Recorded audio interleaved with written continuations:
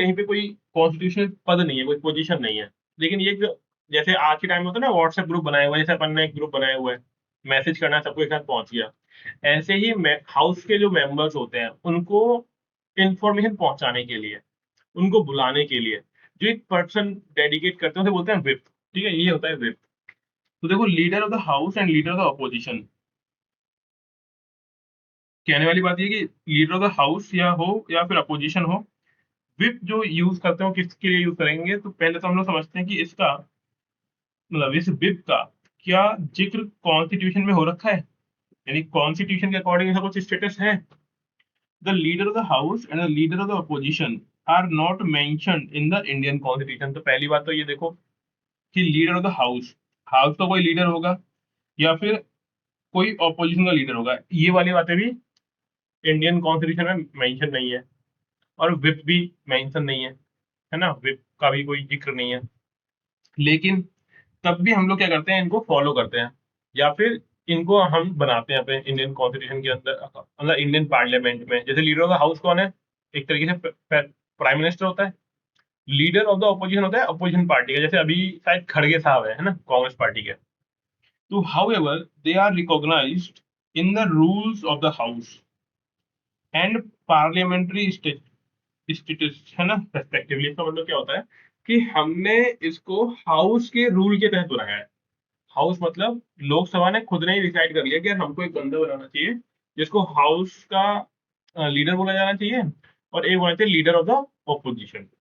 तो अभी के टाइम में शायद PM leader of the house होंगे, और खड़गे जो है वो लीडर ऑफ द ऑपोजिशन होंगे। आप गूगल एक बार कर लेना, थोड़ा और क्लियर हो जाएगा आपको। अब आती है बात विप की, कि पार्लियामेंट में विप क्या होता है। तो पहली बात देखो, ये कहीं इसका लीगल कोई डॉक्यूमेंटेशन नहीं है कि विप होना चाहिए। तो the position of whip is not mentioned in, whip की जो पोजीशन है ना तो इंडियन कॉन्स्टिट्यूशन में मेंशन्ड है, ना रूल ऑफ द हाउस में मेंशन्ड है, और ना ही किसी पार्लियामेंट्री स्टैट्यू के अकॉर्डिंग है। यानी किसी भी तरीके से ये नहीं आता है विप वाला। लेकिन ये एक, अच्छा हाँ, नहीं नहीं, शायद राहुल गांधी पोजीशन है खड़गे। एक बार देख लेता हूँ। हाँ, ये थोड़ा चल तो रहा था, पहले खड़गे को बनाया गया था, फिर राहुल गांधी बन गए थे। एक मिनट, मैं एक बार देख लेता हूँ ना, क्योंकि ये मैंने भी ध्यान नहीं दिया है। लीडर ऑफ ऑपोजिशन है ना, राहुल गांधी आ रहा है leader of opposition in Lok Sabha, Rahul Gandhi है ना। हाँ देखो, एक शायद कौन आ रहा है, एक बार देख लेता हूँ। Leader of opposition of Lok Sabha Rahul Gandhi, तो फिर खड़गे देख लेता हूँ कहाँ का है।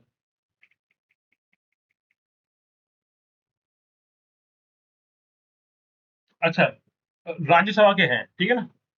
तो लोकसभा में हो गए राहुल गांधी, और राज्यसभा में हो गए खड़गे, इस तरीके से। तो दोनों हाउस में होते हैं ना। और ऐसे ही राज्यसभा के अंदर तो एक लीडर ऑफ द हाउस भी होगा, तो लेकिन यहाँ पे पीएम होना चाहिए ना। बाकी कोई और होगा तो एक बार देख लेना। तो ये चेंज होते रहते हैं, इनको ऐसे रटना भी नहीं है। ये तो जिस टाइम यूपीएससी देने जाओ उस टाइम देख लेना है, मतलब जो भी एग्जाम देने जाओ उससे पहले एक दिन पहले चेक कर लेना कि ये कौन कौन लोग हैं। जैसे बहुत सारी चीजें होती है, बता दूं मैं आपको भी, कौन कौन से नाम आपको जस्ट एग्जाम से पहले चेक कर लेने हैं। जैसे कि chief justice of India CJI कौन है ना, सीबीआई चीफ कौन है, सीआईसी का चीफ कौन है ना, आईबी का चीफ कौन है,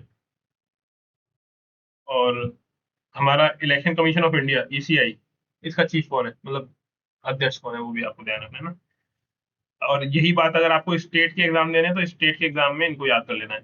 ऐसे ही प्रेसिडेंट उस टाइम कौन है, प्राइम मिनिस्टर कौन है, ठीक है, चेंज होते रहते हैं। वाइस प्रेसिडेंट कौन है, सिमिलरली लीडर ऑफ अपोजिशन कौन है, और लीडर ऑफ द हाउस कौन है, ये नेम तो चेंज होते रहते हैं। तो ये पहले से याद करने की चीजें भी नहीं है, जब पेपर देने जाओगे उस दिन एक बार देख लेनी है ये सारे के सारे नाम। मतलब कुल मिला के अध्यक्ष वगैरह देख लेने हैं आपको। हाँ, आरबीआई चीफ, मतलब आरबीआई का गवर्नर कौन है ये भी देख लेना है, आरबीआई गवर्नर, है ना, क्योंकि ये भी लोग चेंज होते रहते हैं। ये सब नाम चेक करने हैं आपको। अब हम बात करते हैं विप की। तो विप को बनाया गया है, पार्लियामेंट का ये इनोवेशन है। कन्वेंशन का मतलब हुआ कि पार्लियामेंट ने अपने खुद ही के बेसिस पर एक इन्वेंशन किया, एक कन्वेंशन डेवलप किया कि हमको क्या करना चाहिए, एक विप जारी करना चाहिए। विप यानी आदेश होता है एक तरीके से। अब ये विप का काम क्या होता है और कौन अपॉइंट करेगा। तो अपॉइंटमेंट एंड रोल दोनों बातें करते हैं। Each political party both ruling and opposition appoint a whip. देखो रूलिंग और अपोजिशन दोनों की अपॉइंट कर रही है।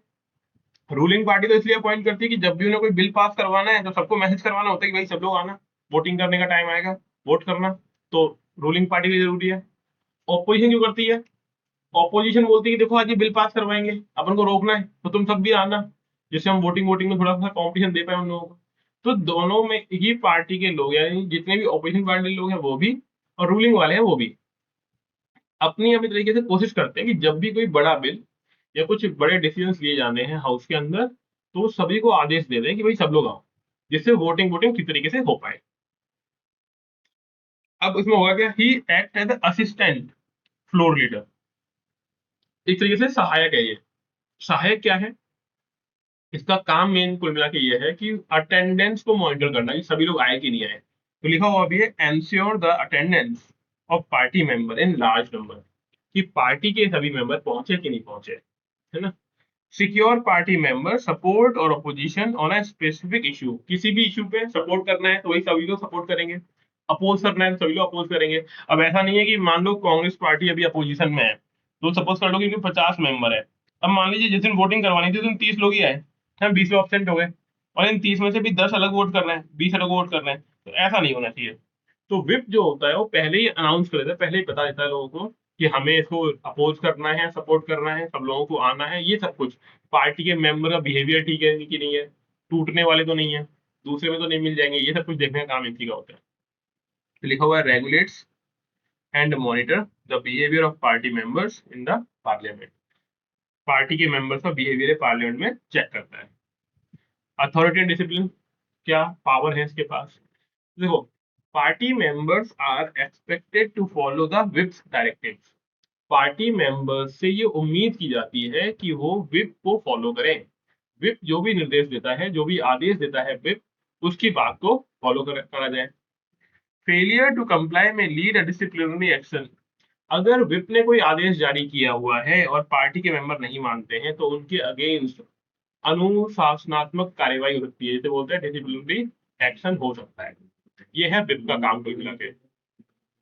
अब हम आते हैं एक बड़ी चीज पर, कि जो सदन की कार्यवाही है वो कैसे चलती होगी, जिसे बोलते हैं सेशंस ऑफ पार्लियामेंट, यानी पार्लियामेंट में जो सेशन चल रहा है वो कैसे, मतलब दिन भर में क्या, जैसे मान लो हम स्कूल जाते हैं या फिर हम लोग कॉलेज जाते हैं तो हमारे लेक्चर प्लान होता है कि भाई पहला लेक्चर ये होगा, दूसरा लेक्चर ये होगा, तीसरा लेक्चर ये होगा। तो वैसे ही जब वो लोग पार्लियामेंट में जाते हैं तो उनका वर्किंग का क्या क्या शेड्यूल रहता है, उसे बोलते हैं सेशंस ऑफ पार्लियामेंट। मतलब सेशंस के अंदर ही हम लोग पढ़ेंगे, हालांकि सेशंस मतलब वो मीटिंग होती है जब सभी लोग आके मिलकर बैठेंगे और बातें करेंगे, उसे बोलते हैं सेशंस, है ना। तो उनका सेशन कब कब होना है और सेशन में कार्यवाही कैसे होनी है, दोनों बातें हम लोग यहाँ पे पढ़ेंगे। तो सबसे पहले हम पढ़ते हैं सेशंस ऑफ पार्लियामेंट, कितने सेशंस होते हैं, कब कब सेशंस होते हैं, क्या नाम होता है, कब होना है, वो सब चीजें। The president calls each house of parliament at regular intervals, president क्या करता है, टाइम टाइम पर पार्लियामेंट के सेशन को समन करता है, समन यानी सेशंस बुलाया जाता है कि भाई सेशन होने वाला है, आ जाओ सभी लोग।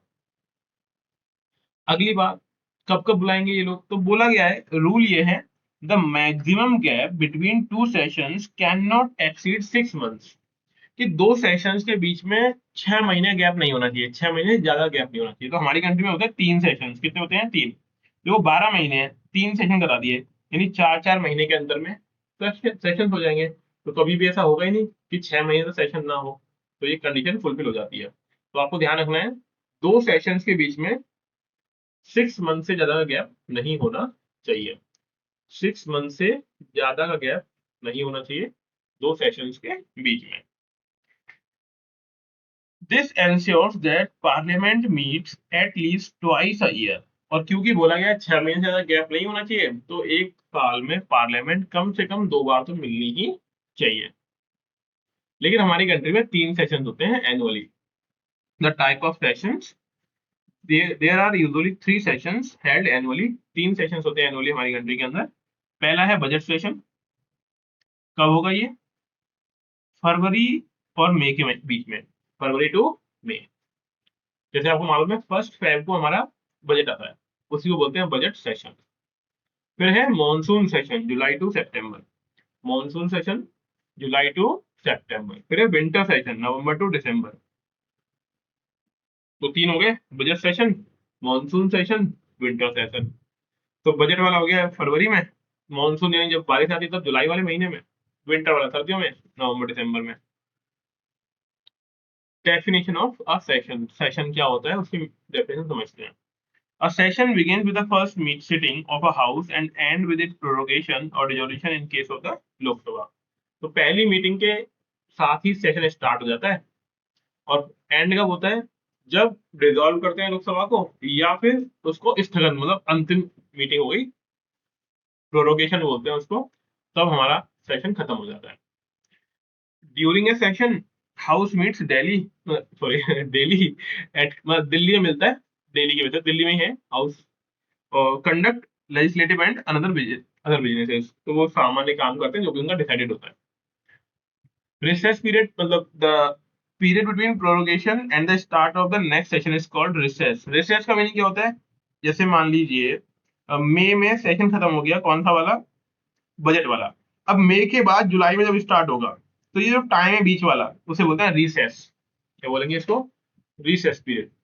The period between prorogation and start of the next session is called recess. तो ये थोड़ा ध्यान रखना है आपको, रिसेस क्या होता है।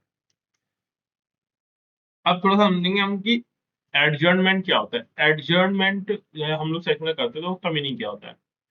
अब इसमें कुछ और भी सेशन आएंगे, वो थोड़ा समझते हैं। Structure of a parliamentary session, structure वही है जो मैंने बताया था कि कैसे कैसे कौन कौन सी मीटिंग होती है। तो composition of a session, a parliamentary session consist of multiple meetings. हर दिन बहुत सारी मीटिंग होती है पार्लियामेंट के एक सेशन के अंदर। Each meeting in a day is divide into two sittings. हर एक दिन की जो मीटिंग्स होती हैं उसको दो सिटिंग में डिवाइड करते हैं। एक होता है मॉर्निंग सिटिंग, एक होता है पोस्ट लंच सिटिंग। यानी कहने वाली बात होगी 11 से 1, और फिर 2 से 6। यानी 11 से 1 रहेंगे, 3 घंटे का टाइम हो गया, और फिर 2 से 6, तो 4 घंटे का टाइम ही हो गया। 4 और 3 7, यानी 7 घंटे का काम चलता है, और बीच में 1 घंटे का लंच हो गया 1 से 2 के बीच में। अगली चीज, termination of a sitting. Terminate कैसे होंगे, a sitting of parliament can and through different procedures. जो मीटिंग जो खत्म होती है तो कई तरीके से होती है। पहला होता है adjournment, temporary suspend proceedings for a specified time. अगर मान लो बीच में हंगामा हो गया, बहुत ज्यादा बकवास होने लग गई, या फिर मान लो बहुत ज्यादा सुनाई नहीं पड़ रहा है, मतलब चिल्ला रहे हैं लोग, तो क्या करते हैं, एडजर्न कर देते हैं कुछ टाइम के लिए। 1 घंटे, 2 घंटे, 1 हफ्ते, 2 हफ्ते, दिन, 4 महीने, मतलब 4 महीने, 2-3 वीक, इस तरीके से उसे बोलते हैं एडजर्नमेंट।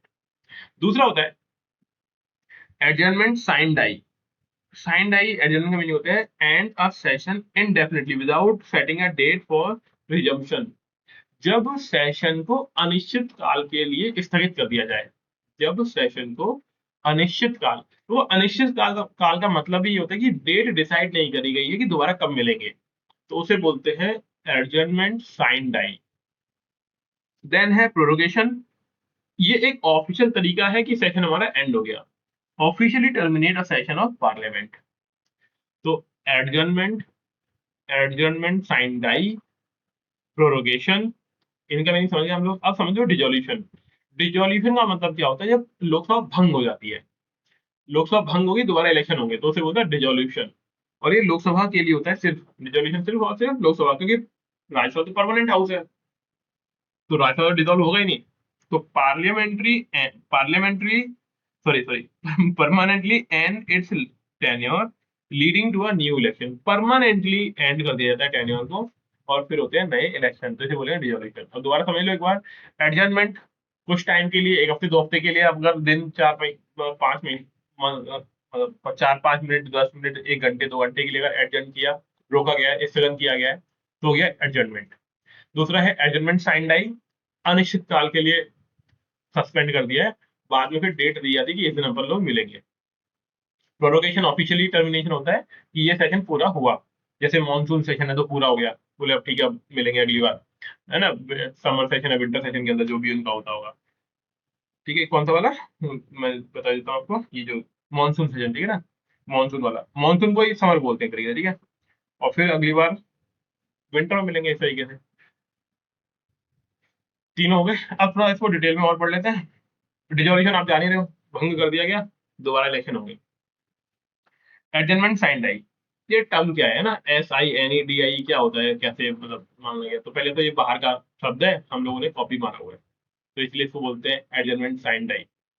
सन डाई होता है, तो वो इस तरीके से कुछ कहानी होती है इसकी लंबी, कभी फ्री होंगे तो बताएंगे आपको। तो डेफिनेशन समझते हैं। Adjournment signed die refers to a terminating a parliamentary sitting indefinitely without setting a specific date for resumption। हमने अनिश्चित काल के लिए भंग कर दिया गया, दोबारा डेट नहीं दी गई है, उसे बोलते हैं adjournment signed die। Authority and power, the presiding officer of the house hold the power to adjournment the session और declare adjournment signed die। जो भी अध्यक्ष है उस समय, है ना, जो भी लोकसभा अध्यक्ष है बैठा हुआ है, वो इसको अनाउंस करता है कि भाई खत्म, अब हम लोग अनिश्चित काल तक के लिए सभा को स्थगित किया जाता है।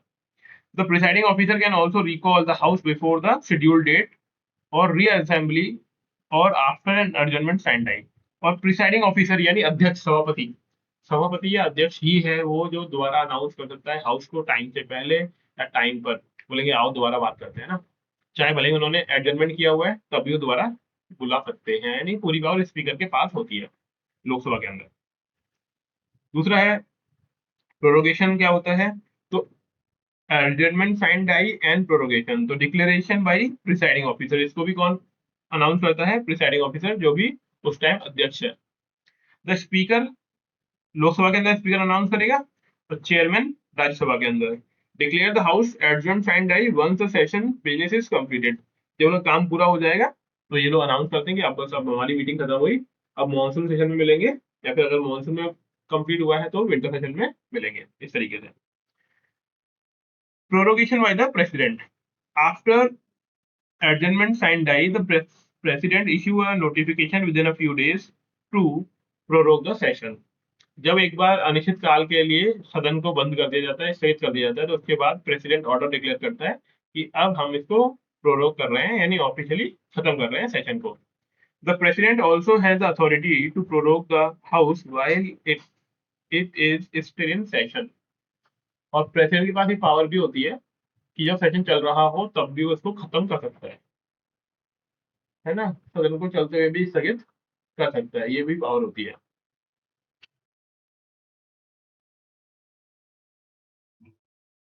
ठीक है, तो अब ये डिफरेंस दिया हुआ है एडजर्नमेंट और प्रोरोगेशन के बीच में, ये आराम से पढ़ लेना आप। चलो मैं ही करा देता हूँ।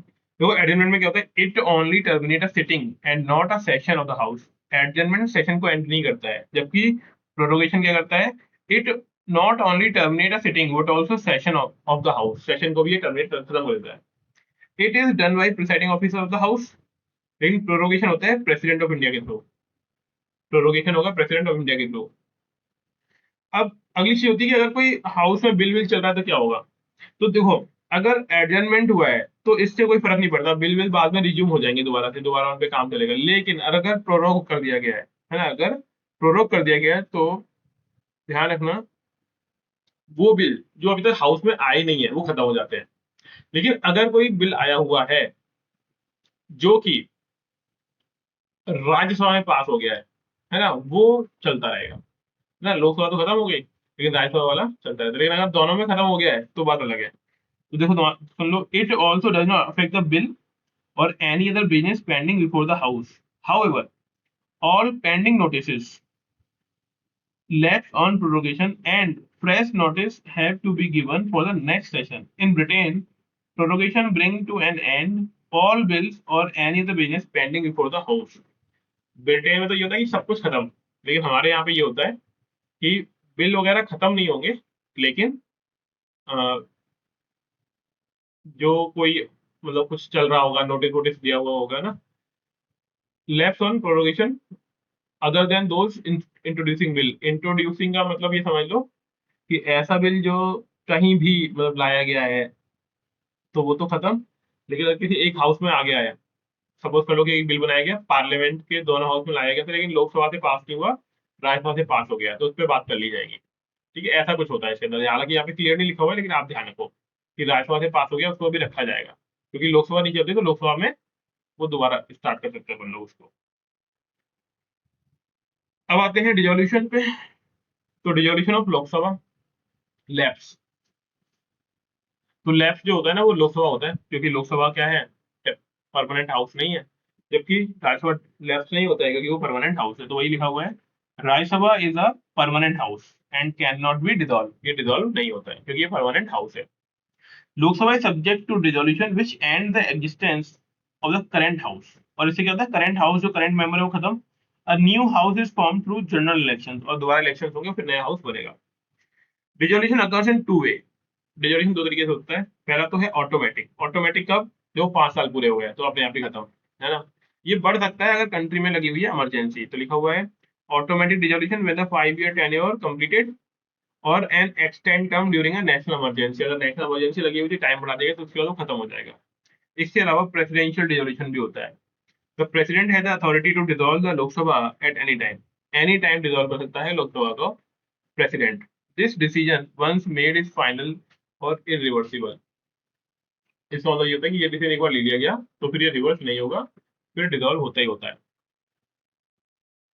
अब देखो यहाँ पे effect of dissolution on pending businesses.